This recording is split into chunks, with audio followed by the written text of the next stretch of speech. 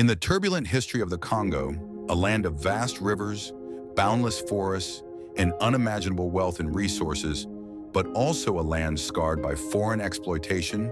war, and political betrayal, few figures have loomed as controversially and dramatically as Laurent-Désiré Kabila, the rebel who fought in the shadows for decades and finally emerged to overthrow one of Africa's longest-serving dictators, Mobutu Sese Seko, only to meet a tragic and violent end. And his story, filled with determination, secrecy, betrayal, and fleeting triumph, is the story of a man who spent much of his life as an enigma and whose rise and fall mirrors the turmoil of the Congo itself. Laurent-Désiré Kabila was born on November 27, 1939, in the mining region of Katanga, in the Belgian Congo, into a time when the land was still shackled under colonial rule,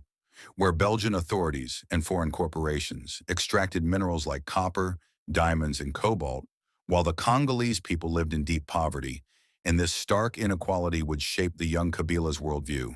For he grew up seeing firsthand the exploitation of his country's riches and the humiliation of his people. He pursued education in philosophy and political science,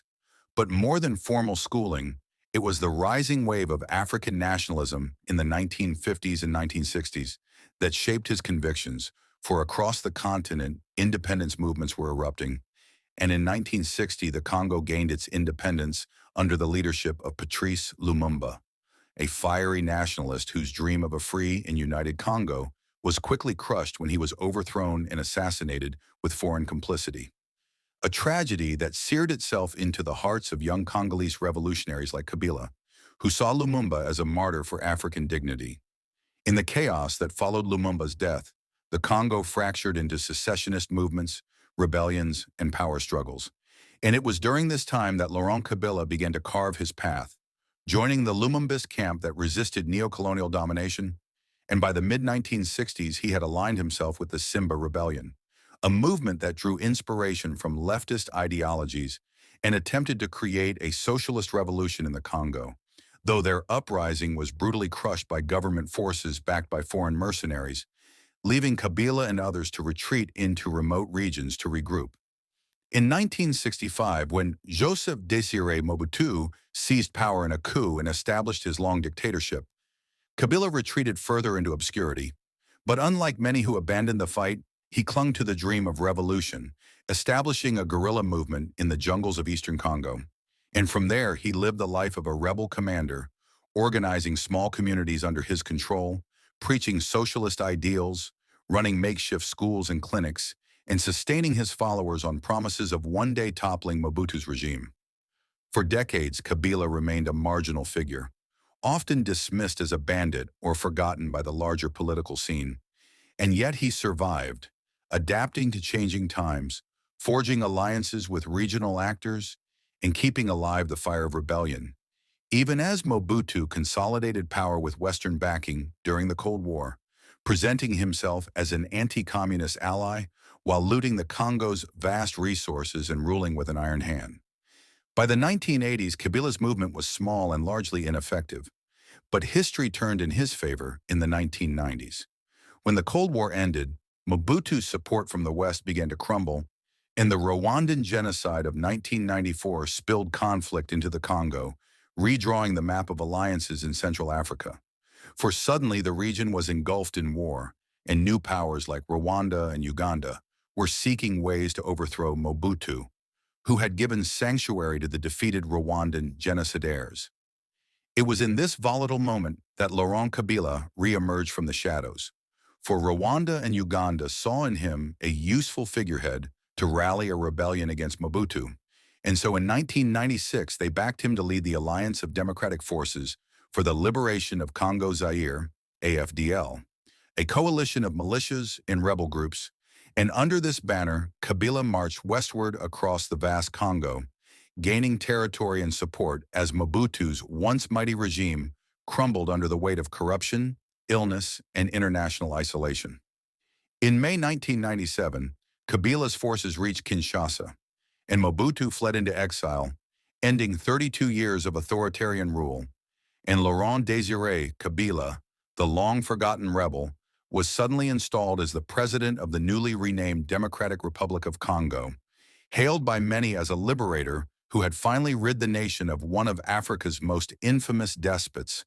And his rise was nothing short of dramatic, a testament to persistence in the unpredictable turns of history. Yet power once gained proved more complex than rebellion, for Kabila, though charismatic and defiant, struggled to transition from guerrilla leader to national statesman, inheriting a country devastated by years of corruption, war, and economic collapse. And though he promised renewal, his government quickly fell into authoritarian tendencies, with Kabila centralizing power, curbing dissent, and alienating many who had supported his rise.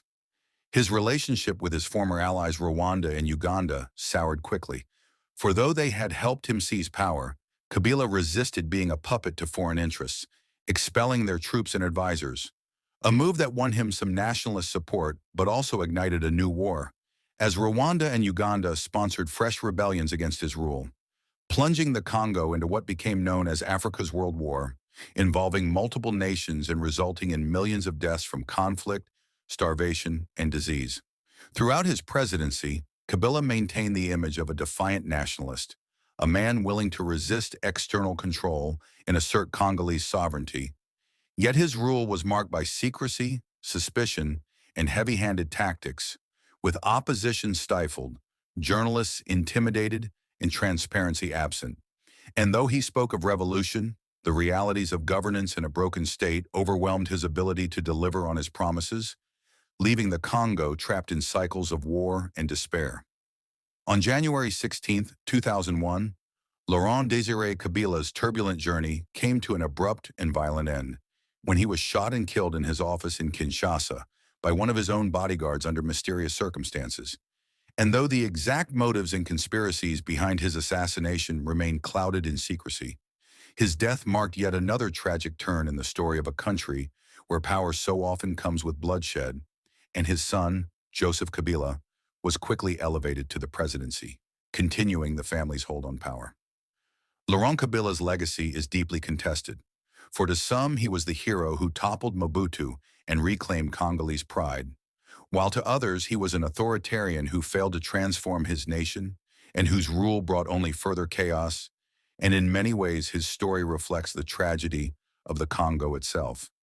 A land of immense promise cursed by endless conflict, foreign interference, and unfulfilled dreams.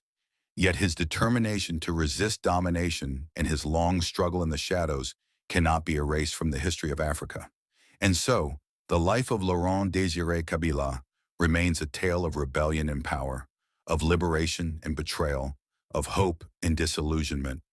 A reminder that the struggle for freedom is never simple, and that the men who rise to lead revolutions often find themselves consumed by the very forces they once fought against. And if you believe that such stories must be told, remembered, and reflected upon,